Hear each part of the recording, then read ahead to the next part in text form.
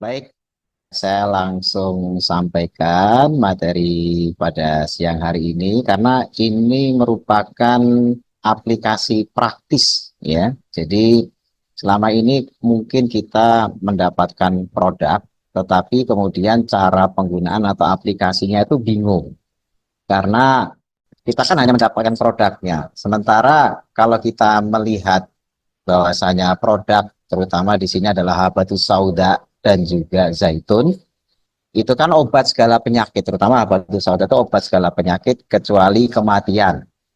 Nah, padahal penyakitnya kan banyak. Penyakit itu kan tidak hanya penyakit dalam, tetapi penyakit yang luar juga. Belum lagi pernafasan. Ini cara pakainya gimana? Padahal sediaannya kan dalam hal ini kapsul. Nah, ini nanti akan kita sampaikan bagaimana aplikasi penggunaan produk ini kalau misalnya nih anak saya gatel-gatel apa diminum atau di gimana ini karena kan kapsul gitu kan. Nah, sebenarnya ini ada beberapa hal yang nanti bisa kita ajarkan agar penggunaannya tidak hanya terbatas sekedar diminum. Karena sebagaimana kita sudah pahami juga, habatus sauda tadi sudah di awal kita sebutkan sebagai obat segala penyakit, gitu ya, kecuali asam. Asam itu kematian. Kalau kematian itu namanya ajal, kita nggak bisa majuin atau mundurin. Nah, kita awali dari khasiat dulu. Baik habatus sauda maupun zaitun, ini kedua-duanya bahan yang merupakan bahan tibu nabawi. Direkomendasikan dalam kitabullah, Al-Quran maupun di dalam sabda Nabi. Nah, kedua-duanya itu merupakan obat luar maupun obat dalam. Jadi, kalau kita mengenal misalnya habatus sauda, itu bisa untuk obat luar. Dalam artian dioles, ya, di aplikasi topikal gitu ya. Kemudian minyak zaitun pun sama, karena banyak produk kecantikan yang melibatkan minyak zaitun. Ya, di dalam produk tersebut ada olive oilnya. Nah, kemudian juga habatus sauda sekarang ini malah di banyak produk unggulan, bisa masuk ke sabun, bisa masuk ke sabun cuci, bisa masuk ke pasta gigi dan lain sebagainya. Karena memang ini merupakan bahan yang bisa digunakan untuk kesehatan dari ujung rambut sampai ujung kaki, ya, dari ujung rambut kepala sampai ujung kaki. Itu bisa ditangani dengan habatus sauda. Makanya sekarang ini pabrikan-pabrikan besar semuanya melirik terus mencampur habatus sauda ini dalam produk mereka. Entah tadi itu sabun, kemudian sampo, kemudian ada lagi sabun cuci, kemudian ada lagi pasta gigi, ya, dan lain sebagainya. Toiletries itu lengkap tuh, ada yang produksi dengan menggunakan habatus sauda. Makanya bisa untuk obat luar maupun obat dalam. Nah, kemudian bisa juga untuk efek topikal atau lokal, ya, ataupun sistemik. Sistemik itu yang menyeluruh global. Topikal itu hanya area tertentu. Misalnya lehernya yang terkena gangguan. Contoh terkena biang keringat misalnya, terutama yang anak-anak ya. Itu dioles bisa karena habatus sauda itu mengandung antiinflamasi dan anti alergi. Nah, dioles. Tetapi juga kalau diminum, ya, itu dari dalam pun juga bisa mempengaruhi keluhan di kulit tadi itu. Jadi bekerjanya lokal maupun sistemik dari dalam. Ya, dengan cara kerja yang bisa jadi sama, bisa juga berbeda dan banyak hal yang bisa dikoreksi. Nah, makanya ini dari segi khasiat dulu, biar nantinya itu kita tidak bingung. Ini sebenarnya obat luar apa obat dalam? Nah, kalau habatus sauda itu bisa obat luar atau dalam. Kalau biasanya obat, itu kalau luar jarang untuk bisa dalam, atau dalam jarang untuk bisa luar. Contoh misalnya, Bapak Ibu ada salep, ya namanya salep itu kan ya hanya dioles. Ada orang makan salep malah diketawain. Ya. Ada misalnya tablet diminum, ya itu sudah sewajarnya tablet diminum. Tapi terus tiba-tiba ada tablet kok dioles. Nah, ini agak lucu. Sehingga kalau namanya obat itu biasanya memang sediaannya hanya tertentu. Kalau digunakan untuk minum ya minum aja, dioles nggak bisa. Atau kalau dioles ya dioles aja nggak bisa diminum. Nah, tetapi ya habatus sauda ini unik ya. Jadi ya dioles bisa, diminum bisa. Ya, kemudian nanti apalagi yang lain, nah kita akan lebih mendalami. Tidak hanya sekedar dioles atau diminum, nanti ada yang lain. Nah, kita karena ini bahan tibu nabawi, ya bahan yang dibawa dan disabdakan oleh Rasulullah SAW, kita melihat dulu penggunaannya gimana sih, apa yang dipakai dari habatus sauda. Ya, di materi yang sebelumnya kita pernah bahas habatus sauda itu bentuknya biji-bijian, ya, sebagaimana yang digambar ini ya. Nanti saya zoom, nah itu biji-bijian. Tapi biji-bijian tersebut ya kemudian ditumbuk atau diperas gitu ya. Jadi ini seperti zaitun sama. Zaitun itu juga buah yang dengan buah itu diperas, kemudian getah buahnya, ya itulah yang kemudian disebut sebagai minyak zaitun. Nah, kalau perasan pertama itu namanya extra virgin olive oil, EVO, extra virgin olive oil atau minyak zaitun perasan pertama. Jadi buah zaitun diperas. Nah, perasan pertama ini namanya extra virgin olive oil. Nah, kemudian minyak zaitunnya sendiri itu bisa dipakai langsung, diminum ataupun dioles tadi ya. Nah, buahnya yang sudah diperas itu ternyata masih bisa diperas lagi. Nah, perasan yang kedua itu namanya extra light olive oil. Warnanya lebih mengkilap, lebih bagus daripada Evo tadi atau extra virgin, tetapi khasiatnya sudah turun. Jadi jangan tertipu penampilan ya. Justru extra virgin itu penampilannya mungkin warnanya itu agak kumuh, ya orang bilang agak kumuh. Jadi agak butek, ya rasanya pun juga ada tengik-tengiknya. Tetapi justru itu yang terbagus. Nah, tapi kalau sudah extra light, itu warnanya lebih ngejreng, lebih glow, lebih bening, tetapi hasilnya berkurang. Nah, nanti ada perasan ketiga. Nah, itu namanya pomace. Ya. Itu lebih terang lagi. Ya. Jadi makin diperes itu malah tingkat kekeruhannya itu berkurang. Nah, tetapi khasiatnya juga berkurang. Ya. Nah, kalau minyak habatus sauda seperti ini biji-bijian kecil, seperti biji-bijian padi. Tapi dalamnya itu ada minyaknya. Nah, minyak itulah yang kemudian diperas. Langsung diperes, itu proses itu dinamakan cold press. Cold press itu pemerasan ya dalam suhu dingin. Ya, cold press. Artinya ini tidak dipanasi. Ya, beda kalau misalnya bikin minyak kelapa. Ya, minyak kelapa itu kan dari santan, diperes santannya, ya, terus kemudian dibuatlah apa namanya, dipanasi gitu ya santannya itu. Kemudian nanti airnya mendidih, lama-lama hanya tertinggal minyaknya. Itu bukan cold press.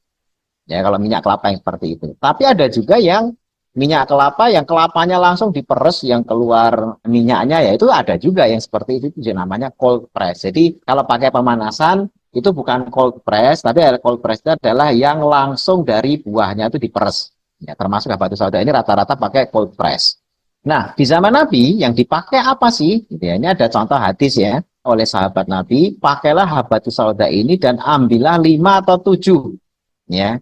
Terus dihaluskan. Kemudian diteteskan. Jadi setelah dihaluskan itu minyaknya diteteskan, kayak diperes gitu ya.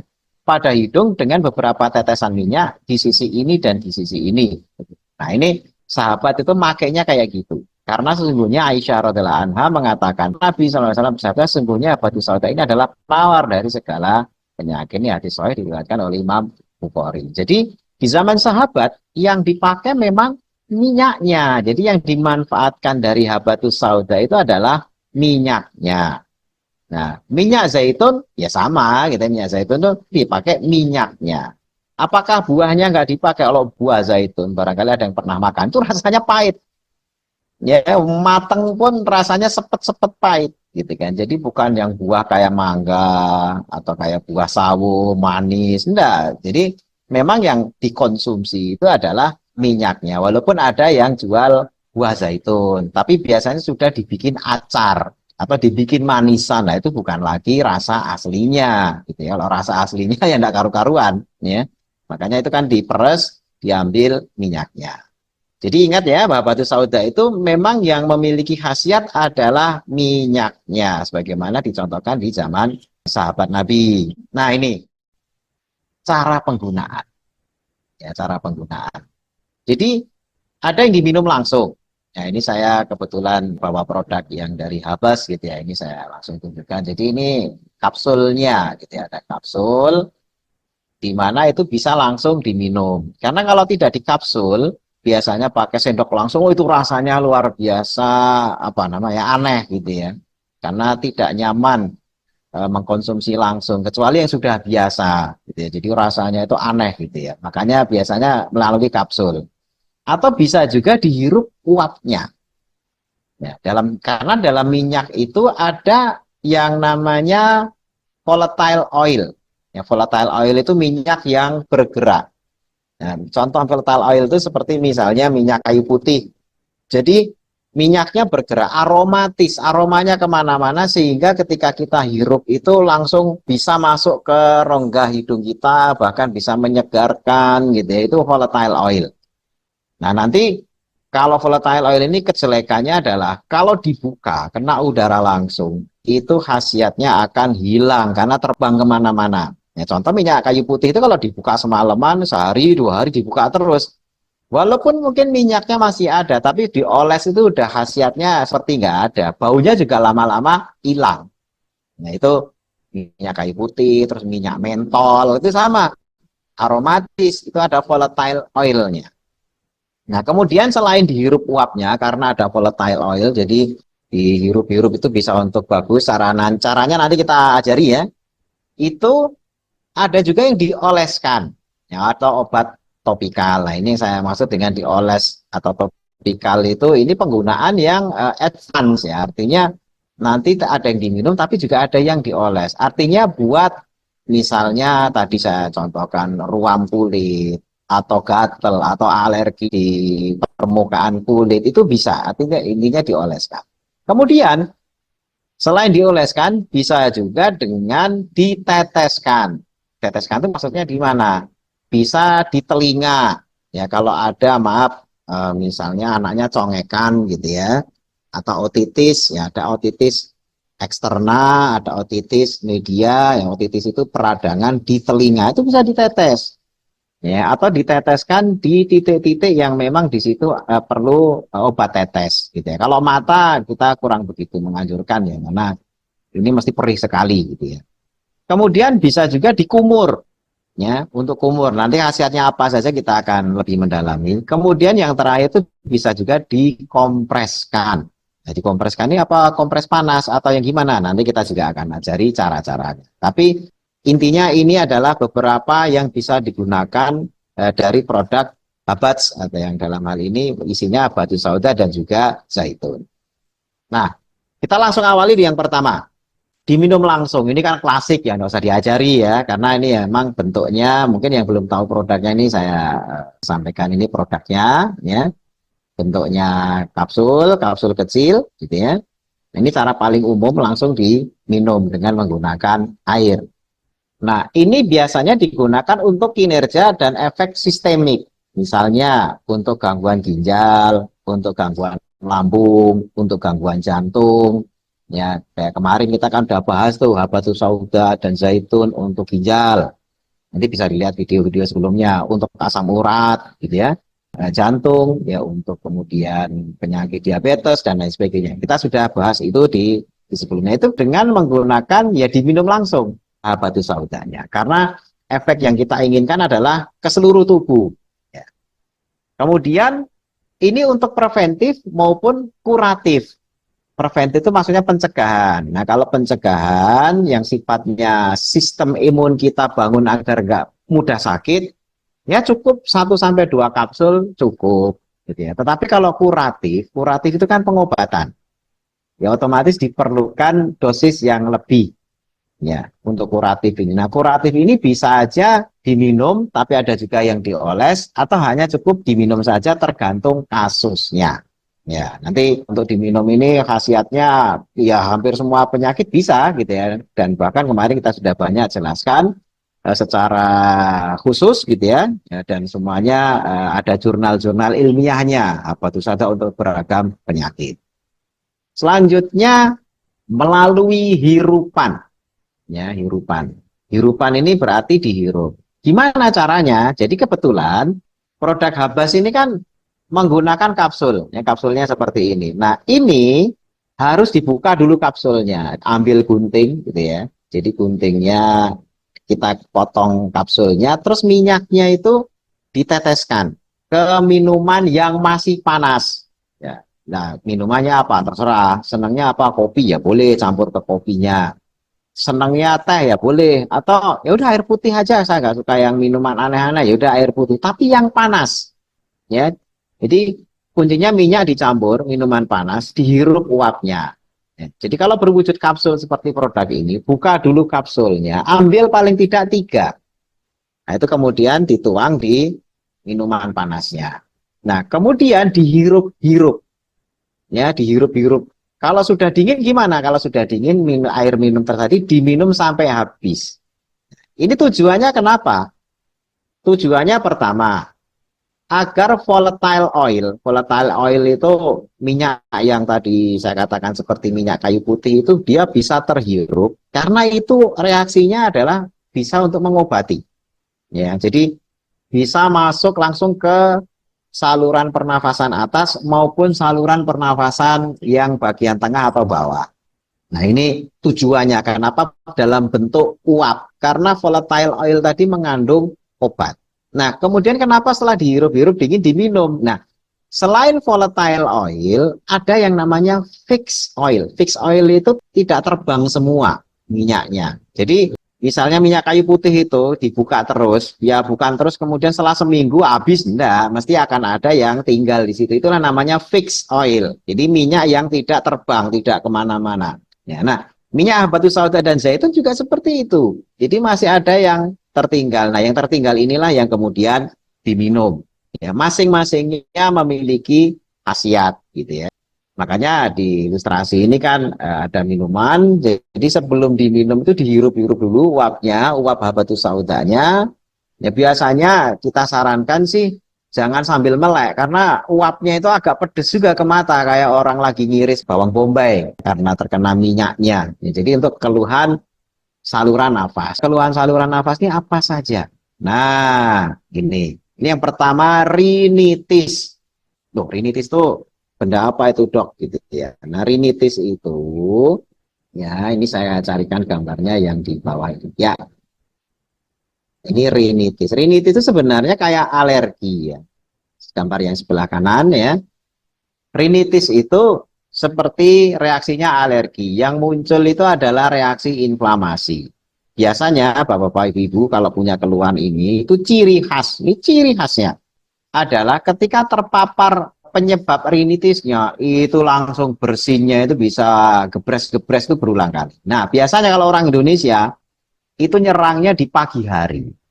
Jadi kalau Bapak Ibu atau mungkin punya anak atau punya saudara bangun tidur pagi ya habis subuh itu kok tiap kali ke kamar mandi gebres 3-4 kali itu berturut-turut, dan itu terus langsung meler, langsung mampet, itu namanya rinitis ya. Tapi kalau sudah siang itu hilang sendiri. Kalau sudah siang kan hawanya udah beda, itu hilang sendiri jam 9, jam 10 udah kerja hilang. Tapi begitu pagi besoknya lagi gebres lagi sampai meler-meler sampai mampet-mampet. Nah, itu namanya rinitis. Nah, yang terjadi di rongga hidungnya kayak ini, di gambar ini, ya. Jadi rongga hidungnya itu terjadi proses inflamasi. Inflamasi mungkin yang kemarin sudah pernah dapat materinya gitu ya, itu ada 5 ciri, ya. Pertama kalor, kalor itu hangat, panas gitu ya, di hidungnya itu masih akan terasa panas gitu ya. Kemudian ada rubor, rubor itu kemerahan. Nah ini ya kalau kemerahan nggak kelihatan, tapi kadang-kadang hidungnya merah itu bisa dilihat ya dari luar. Tapi kalau dalam jelas merah seperti di gambar ini, ya rubor. Kemudian dolor, dolor itu nyeri, nyeri itu ya rasa nggak nyaman, pusing dan lain sebagainya. Ya kemudian ada tumor, tumor itu bengkak. Jadi salurannya itu jadi membengkak, akhirnya mampet. Jadi yang kenapa terjadi mampet? Karena di dalam hidungnya, jadi bisa dilihat di gambarnya itu terjadi pembengkakan atau yang disebut sebagai tumor. Ya, kemudian fungsi olesia, nafas itu jadi fungsinya alat pernafasan jadi berkurang. Jadi namanya mampet kadang-kadang akhirnya nafas lewat mulut gitu ya. Sementara mampet tapi apa namanya ingusnya meler terus gitu ya. Ingusnya itu meler terus bersin lagi, bersin lagi. Nah, ingat itu namanya rinitis. Nah, kalau punya keluhan seperti itu bisa diringankan dengan uap dari habatus sauda. Ya, caranya tadi ya habats yang bentuknya kapsul dibuka 3, ya 3 cukup 3 aja. Kemudian ditaruh di minuman panas, dihirup-hirup. Ya, nanti itu akan cepat sekali reda. Ya, apalagi kalau sudah hari kesekian. Artinya apakah ini terus-menerus? Enggak juga. Kalau kita sudah rutin, kita akan lebih kebal terhadap hawa. Jadi nantinya ke depannya itu setelah rutin konsumsi itu yang namanya terhadap hawa, itu kita akan lebih kebal terhadap pemicu inflamasi ketika kita rutin mengkonsumsi habatus sauda. Kemudian yang kedua, sinusitis. Nah, ini beda lagi ya. Sinusitis itu gambar yang satunya. Jadi sinusitis yang ini. Saya zoom dulu. Nah, sinus itu artinya apa sih? Sinus itu artinya rongga. Kepala kita ini ya, terutama di daerah wajah gitu ya, dan juga di agak ke tengah itu juga sebenarnya itu banyak rongga. Kenapa? Kenapa kok kepala kita itu banyak rongga? Ya biar nggak terlalu berat. Kalau padat bawa kepala aja capek kita itu kan. Orang bawa kepala sudah banyak rongganya aja kalau pas lagi ngantuk juga nggak kuat ngangkat kepala gitu ya. Jangan kan ngangkat kepala, ngangkat kelopak mata aja udah berat kalau ngantuk. Nah jadi kepala kita ada rongganya itu biar tidak terlalu berat, itu yang pertama. Yang kedua, biar ada suara. Jadi kita ngomong suaranya kenceng ini karena ada rongga. Kalau benda padat nggak ada rongga, kita ngomong nggak keluar karena nggak ada resonansi. Gitu ya, itu manfaatnya. Jadi sinus itu banyak manfaatnya. Nah, tetapi kalau sinusnya kosong, ya memang itu rongga, maka itu disebut sebagai healthy sinus. Healthy sinus itu sinus yang sehat, memang kosong. Jadi letak rongganya itu di atas kepala tuh yang bisa dilihat di gambar ya. Coba diperhatikan di gambar itu di atas kening ya, kening apa dahi ya. Kemudian ada itu namanya frontal, frontal itu ya daerah kening. Kemudian sphenoid, kemudian ada ethmoid, ya ethmoid itu dekat mata. Kemudian maksiler, maksiler itu di rahang atas. Jadi rahang atas kita itu kan ada gigi ya. Di atas gigi itu ada sinus, namanya sinus maksilaris. Nah, repotnya ketika sinus-sinus tadi yang harusnya kosong terisi dengan cairan, biasanya cairan lendir.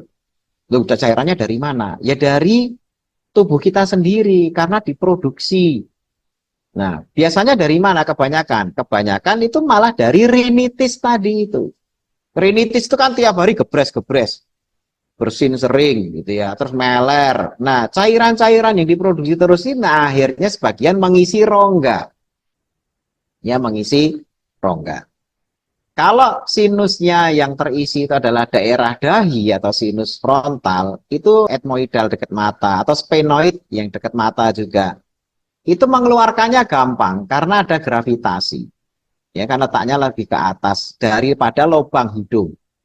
Tetapi kalau sinusnya itu terisi rongganya di maksiler, ya maksilari sinus, ya, itu yang di rahang atas. Letak rahang itu kan malah di bawah lubangnya. Ya, kita kan punya hidung nih, hidungnya baru pegang hidungnya, rahangnya kan malah di bawah lubang hidung. Itu kalau ada sinus di situ susah keluarnya, ya susah keluarnya. Jadi akhirnya ya para dokter THT terutama, oh, udah Pak operasi, operasi itu sebenarnya ngapain? Cuma buang cairan. Ya sinusitis kenapa dioperasi itu buang cairan karena nggak punya jalan keluar.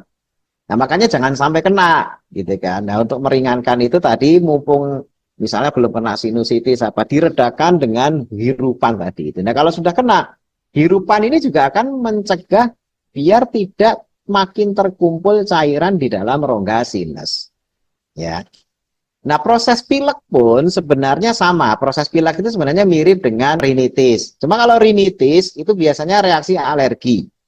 Kalau pilek itu biasanya karena mikroorganisme, ada bakteri atau virus. Jadi untuk rinitis, sinusitis, pilek, flu, minyak habatus sauda yang dihirup tadi dengan cara yang sudah diterangkan, dipotong kapsulnya, ditetes ke minuman gitu ya.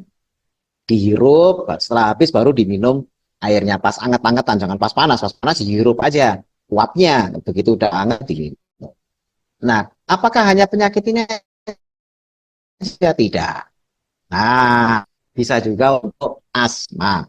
Ya, asma dalam hal ini terjadi di saluran pernapasan agak ke bawah lagi daripada hidung ya. Jadi dia di bronkus. Nah, bronkus itu di mana? Nah, ini bronkus itu sudah ditunjukkan di gambar ini ke percabangan trachea. Kalau yang lurus di atas ini trachea. Nah, ketika bercabang ke kiri dan ke kanan, ini kan ada cabang tuh dari atas lurus satu, itu trachea namanya. Begitu ada yang bercabang ke kiri dan ke kanan, itu namanya bronkus. Nah, di situ ketika ada inflamasi, jadi kata kuncinya itu inflamasi. Kalau inflamasinya di hidung, itu namanya rinitis. Ya. Tapi kalau inflamasinya di sinus, namanya sinusitis. Nah, kalau inflamasinya di bronkus, itu bisa bronkitis. Tapi bisa juga kalau peristiwanya itu adalah penyempitan, seperti di sini, inflame bronkus, itu disebut asma. Ya, asma. Kalau yang normal, itu rongganya bisa untuk keluar nafas, hirup nafas, seperti di gambar. Tapi kalau yang sudah asma, itu menyempit. Ya, jadi salurannya itu menyempit, akhirnya udara itu kalau lewat saluran sempit itu akan bunyi. Nah, itulah yang kemudian orang bilang mengi, disebut mengi, ngik, ngik, ngik ya. Kalau nafas itu tarik nafas ngik, lepas. Nah, itu namanya asma. Nah, kalau pas serangan itu namanya asma attack. Serangannya bisa sewaktu-waktu, ya nggak pakai permisi, nggak pakai undangan, nggak pakai woro-woro. Ya, jadi setiap waktu orang bisa kena. Ya, tergantung pemicunya. Contoh misalnya, ada orang yang pemicu inflamasinya itu bulu kucing. Ya, begitu kena bulu kucing, tubuh langsung melakukan reaksi inflamasi. Dia langsung menyempit salurannya. Ya, udah, langsung asmanya muncul gara-gara ada kucing di sampingnya. Bisa juga bulu ayam, bisa juga debu, bisa juga macam-macam lah ini penyebabnya. Tergantung dari orang itu sensitifnya ke apa. Nah, jadi ini bisa dengan hirupan habatus sauda. Ini saya kasus ini udah nangani banyak banget. Bahkan yang tadinya rutin, ini ada pengusaha, pengusaha habatus sauda juga. Dia punya habatus sauda itu tontonan karena jual beli gitu ya. Tetapi anaknya itu punya asma, gitu kan, punya asma yang rutin ke UGD. Tiap kali asma ke UGD. Nah, akhirnya kan saya itu punya habatus sauda, Dok. Nah, terus anak saya asma. Ya kan tinggal dikasih habatus sauda, orang situ punya habatus sauda. Ya tapi saya bawa ke UGD. Di nebu, ya bilangnya di nebu. Ya pakai nebulizer apa rutin begitu ini langsung bawa. Nah, padahal kadang-kadang kalau pas kampung, kalau pas ke rumah sakit ya langsung ke rumah sakit. Ini kadang-kadang namanya perjalanan kemana rumah sakit jauh ini gimana, Dok ya? Ya saya bilang kan punya habatus sauda, gitu kan. Bisa jadi bawa kemana-mana. Begitu ada serangan asma, uapnya dihirup. Ya, uapnya dihirup, bawa air panas dituang aja, nanti setelah itu diminum. Atau kalau misalnya nggak ada air panas, sekedar dioleskan ke tangan, ya terus dihirup-hirup. Walaupun kalau cuma dioles ke tangan terus dihirup-hirup, itu uapnya kurang kuat untuk masuk ke dalam saluran pernafasan. Ya paling bagus itu adalah kena air panas, uapnya kemana-mana terus dihirup. Nah, ini bisa meredakan. Ketika terjadi asma, itu nama kondisinya bronkokonstriksi. Konstriksi itu menyempit. Nah, tapi kalau melebar, jadi dengan minum atau menghirup habatus sauda tadi itu bisa bronkhodilatasi, gitu ya. Jadi melebar rongga bronkusnya. Nah, kenapa kok tetap diminum juga? Karena anti asmanya itu yang dalam minyak habatus sauda itu bisa bekerja langsung ke bronkusnya ketika dihirup. Ya, ini di sini ada riset-risetnya, nanti bisa dibaca risetnya gitu ya. Jadi memiliki zat bronkodilator ya. Nah, ketika dihirup dia langsung melebarkan saluran bronkus. Nah, kalau diminum itu ada zaitun ya. Zaitun itu anti-inflamasi juga. Termasuk juga ada habatus saudanya juga anti-inflamasi dari produk habas ini. Ya, dari anti-inflamasinya dari hirupan juga yang dari diminum. Sehingga dari luar dan dalam ini kerjasama, asmanya akan lebih cepat selesai. Nah, ini tips kalau ada serangan asma. Fungsi habas dalam hal ini adalah sebagai bronchodilator atau zat yang bisa menyebabkan penyempitan bronkus ini menjadi melebar. Kemudian, ini kan hirupan ya, jadi untuk penyakit-penyakit yang sifatnya memang di saluran nafas. Nah, ada juga aplikasi habatus sauda yang dioles. Dioles ini apa? Luka bakar. Dalam satu riset, ada satu luka yang itu oles dengan obat mudah septik biasa. Ternyata selisih kecepatan sembuhnya itu lebih cepat. Saya ulangi untuk yang luka bekas hitan, gitu ya. Kalau pakai minyak itu tidak akan lengket, gitu ya. Tetapi kalau yang lainnya itu suka lengket. Dan selain tidak lengket, membunuh kumannya juga lebih bagus. Nah, sehingga memang ini pilihan untuk luka bekas hitam. Caranya gimana? Kalau kebetulan kita punyanya yang kapsul, ini nggak bisa pakai yang serbuk ya, mohon maaf. Jadi ini hanya bisa yang pakai yang minyak. Kapsulnya tinggal dibuka, satu kapsul aja cukup, terus dioleskan di bagian yang lukanya. Nah, kalau luka bakar, ya itu tergantung dari luas lukanya. Ya, artinya kecukupan berapa kapsul, ya itu tergantung luas lukanya seberapa. Ya, karena ini juga kalau luka bakar ketika diperban, ya, ketika terjadi perban, itu suka lengket juga. Nah, makanya ini harus pakai dengan minyak terus ditutup pakai kasa, itu tidak akan lengket-lengket. Terus ruam popok, nah Bapak Ibu yang punya anak kecil yang masih pakai diapers gitu ya, itu seringkali di popoknya, ya ketika dibuka itu, waduh, mohon maaf ya, kadang-kadang di punggungnya, di pantatnya, di selangkangannya si bayi itu merah dan anaknya rewel gitu ya. Kadang perih, kesakitan dan sebagainya. Nah, ini bisa pakai untuk olesan. Ya, bisa juga dengan biang keringat. Ya, dengan biang keringat itu juga bisa dioles. Karena apa? Minyak habatus sauda itu antiinflamasi. Jadi proses yang melibatkan tadi saya katakan ya, kalor, dolor, tumor, rubor, fungsiolesia ya. Tumor itu kan ada pembengkakan dan bintik-bintik kecil itu juga disebut tumor. Kemudian ada rubor-rubor itu kemerahan. Nah, ruam itu kan seperti itu. Ya, kemudian ada kalor-kalor itu panas, mesti dipegang anget. Ya, di area yang merah itu dipegang hangat. Kemudian ada rasa nyeri, maksudnya anaknya rewel dan sebagainya. Terus fungsinya itu berkurang, karena fungsi kulit jadinya terganggu. Nah, ini yang keringat itu inflamasi. Habatus sauda bisa antiinflamasi selain sebagai antibiotik. Kemudian yang kelima untuk masker. Nah, ini terutama bagi remaja-remaja yang suka jerawatan. Nah, itu untuk malam pas tidur bisa minyak itu diaplikasikan ke wajah. Ya, beberapa metode sebenarnya ini ada belum saya sampaikan gitu ya. Seperti untuk bapak-bapak yang memiliki problem rambut dan ketombe. Ya, ketombe itu karena batu sauda banyak mengandung zinc. Zinc itu seng, ya, zinc atau seng. Nah, itu bagus sekali untuk membasmi ketombe. Makanya kan ada sampo yang mereknya itu gitu ya. Karena memang untuk mencegah munculnya ketombe dan membasmi ketombe yang sudah ada. Gitu, karena mengandung zinc. Ya, selain juga habatus sauda itu memiliki kandungan anti alopecia gitu ya. Jadi kandungan yang bisa mencegah rambut itu rontok. Nah, ini makanya ke rambut pun bisa juga gitu ya. Selain untuk ketombe bisa juga untuk kesuburan rambut. Berikutnya ini yang dioles ya. Jadi oles itu gampang kan caranya, tapi saya perlu jelaskan khasiatnya apa saja karena katanya segala penyakit. Kemudian jamur bisa nggak panu? Bisa ya. Hanya jenis panu yang namanya jamur atau tinea itu kan macam-macam ya. Tinea itu ada macam-macam, ada tinea capitis, tinea versicolor, tinea pedis dan lain sebagainya. Dan bentuk jamurnya berbeda-beda. Nah, makanya kalau untuk yang jamur kulit itu nanti beberapa riset hanya untuk jamur tertentu. Tapi untuk secara umum anti jamur, habatus sauda memiliki anti jamur yang kuat. Makanya bisa digunakan kalau untuk mencegah tumbuhnya jamur ataupun untuk mengobati. Hanya waktunya agak lebih lama. Berikutnya, khasiat yang lain selain olesan itu diteteskan ke titik penyakit. Maksudnya gimana? Nah, ini contoh aplikasinya itu adalah misalnya lagi sakit gigi.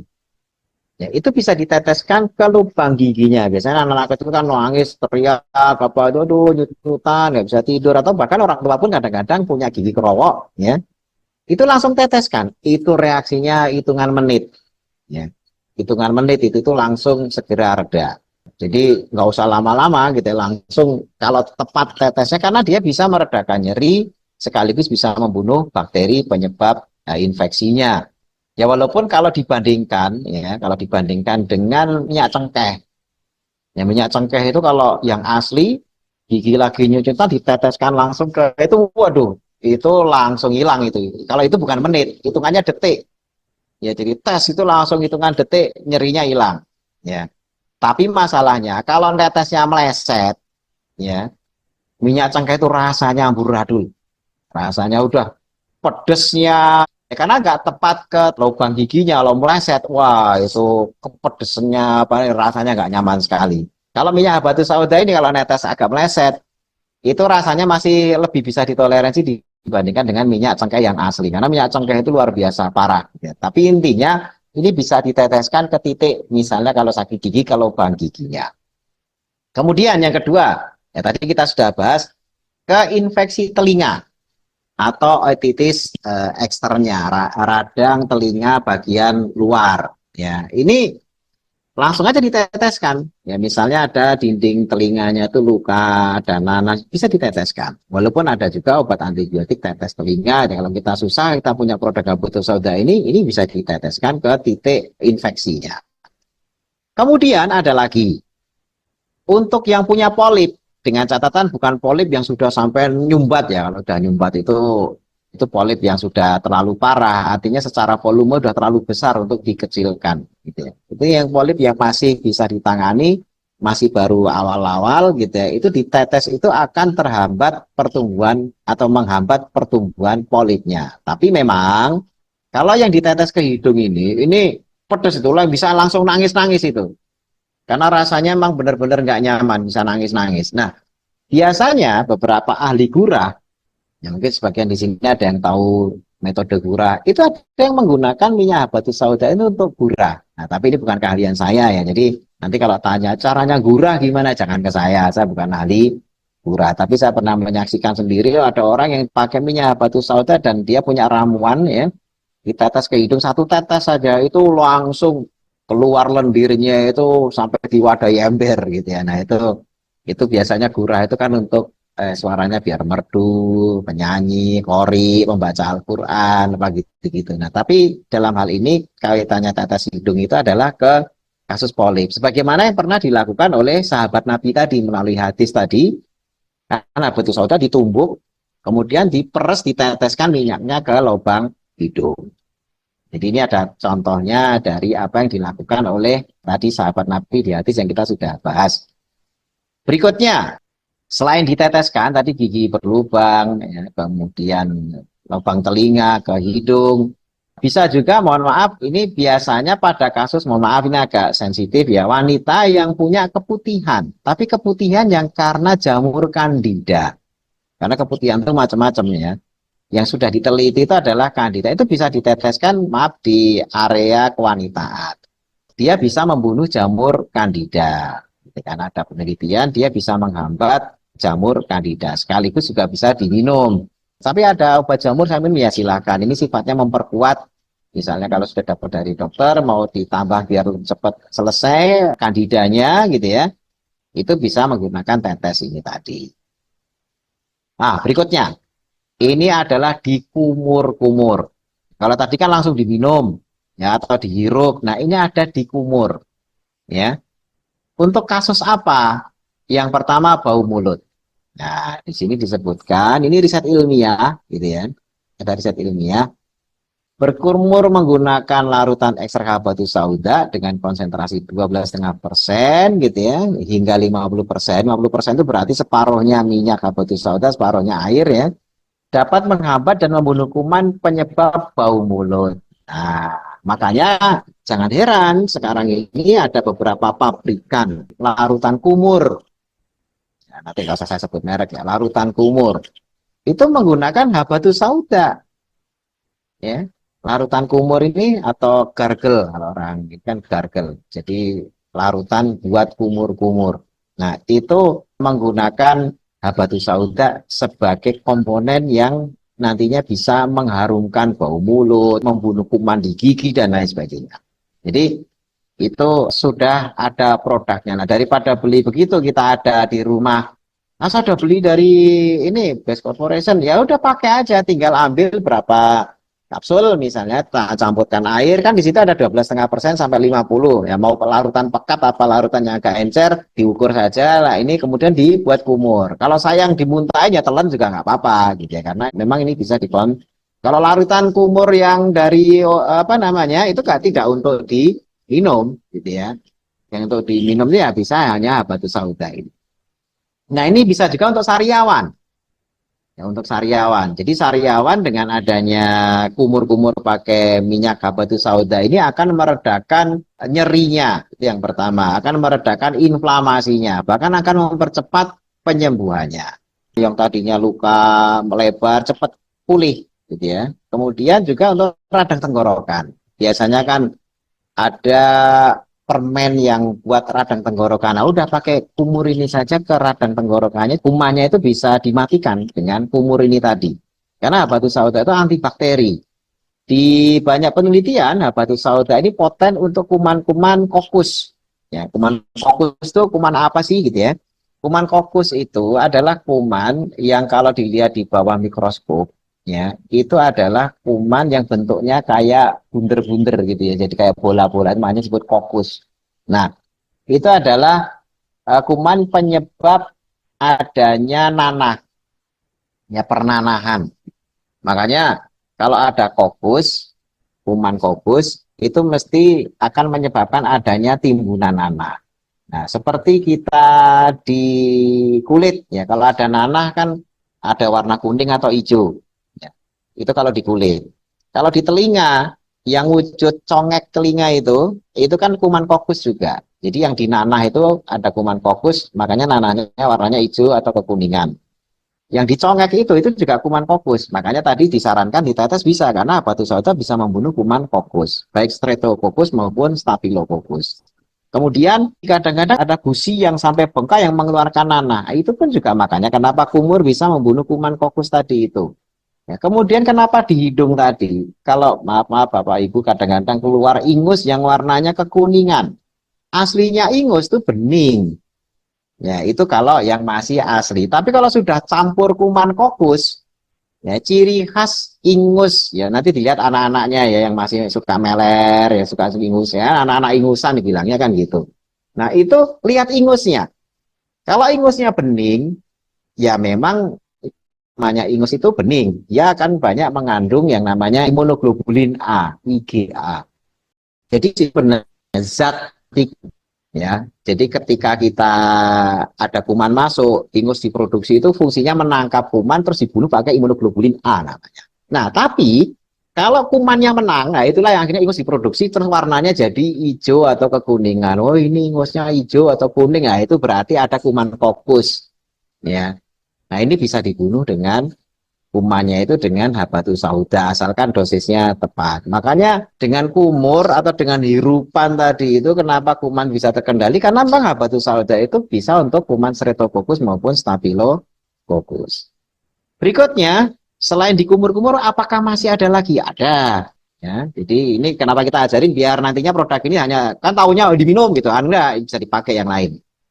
Yang berikutnya adalah dikompres. Ya, dikompres. Kompres itu begini.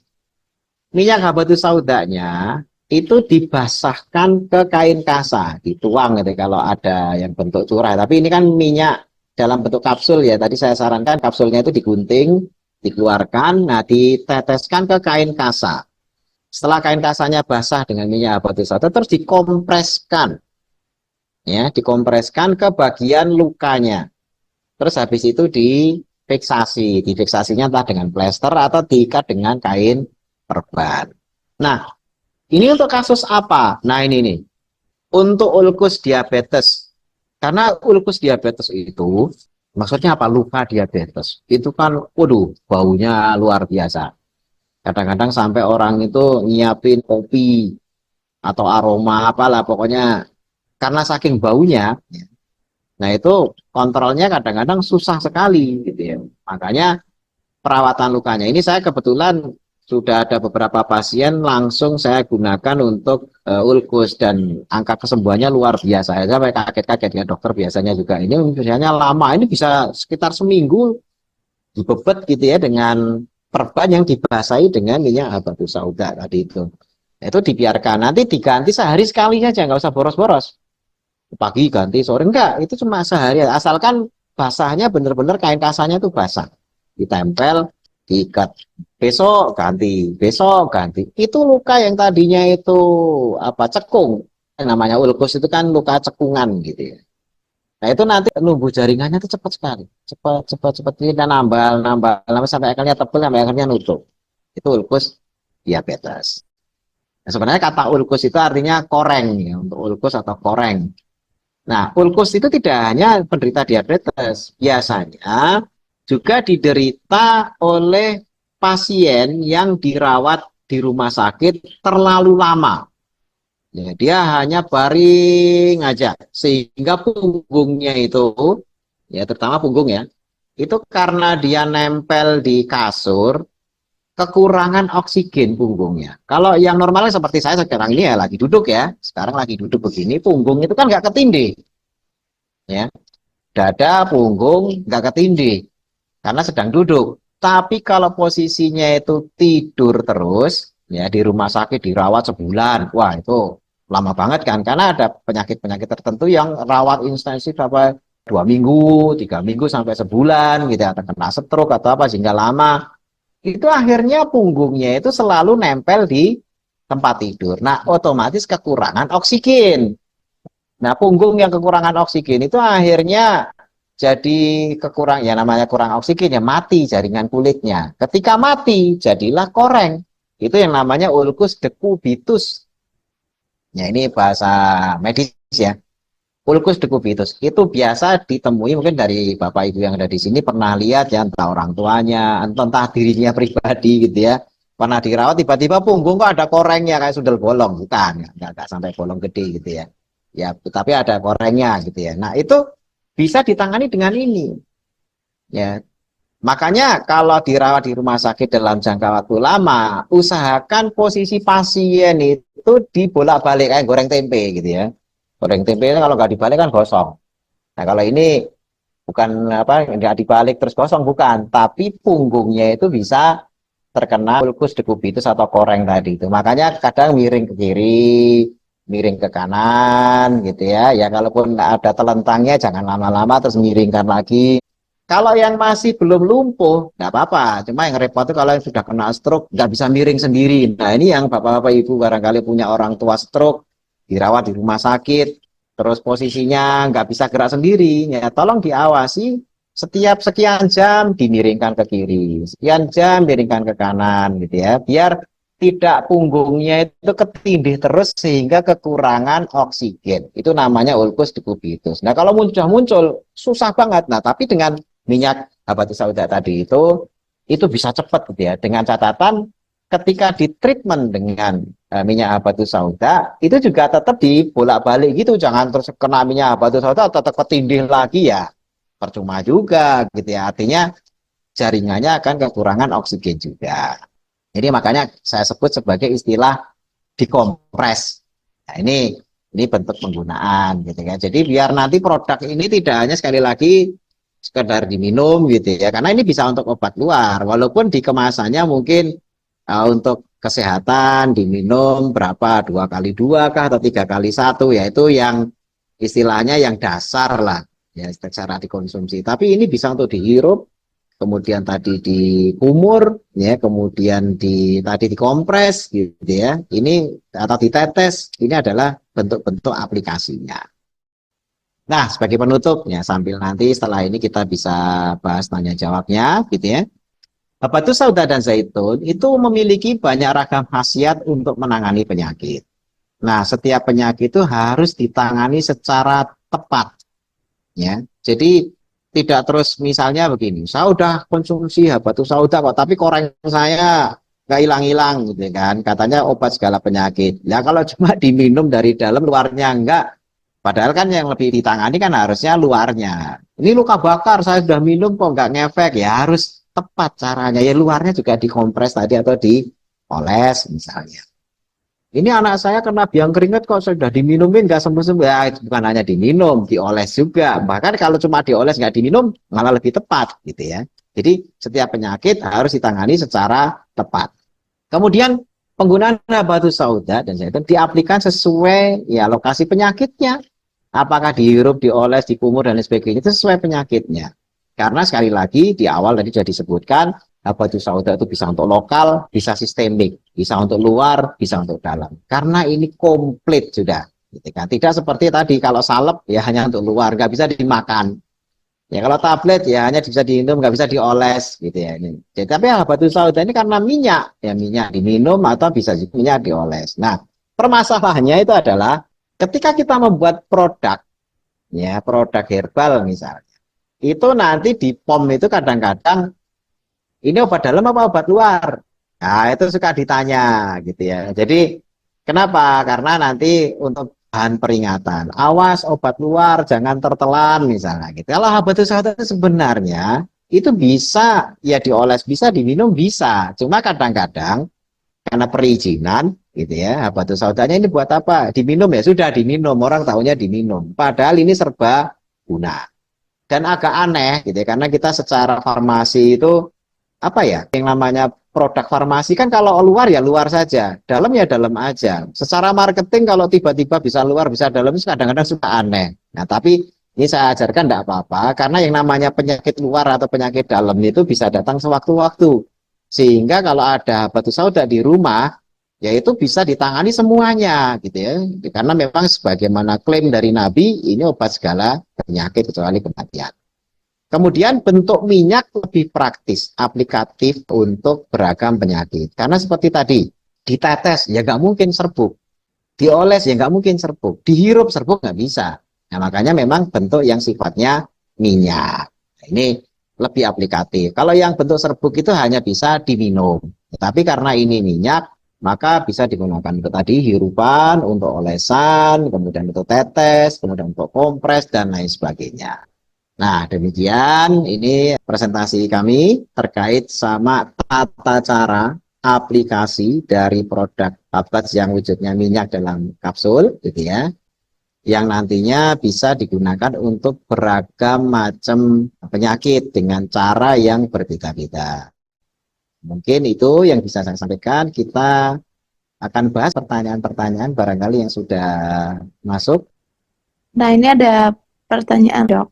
Beliau selalu bersin-bersin dan juga seperti alergi. Tapi munculnya itu saat pagi dan saat dingin. Apakah bisa disembuhkan dan apakah bisa melakukan penyembuhan tanpa operasi? Kalau untuk tadi ini berarti kasusnya yang namanya rinitis, ya rinitis alergika karena pengaruh suhu.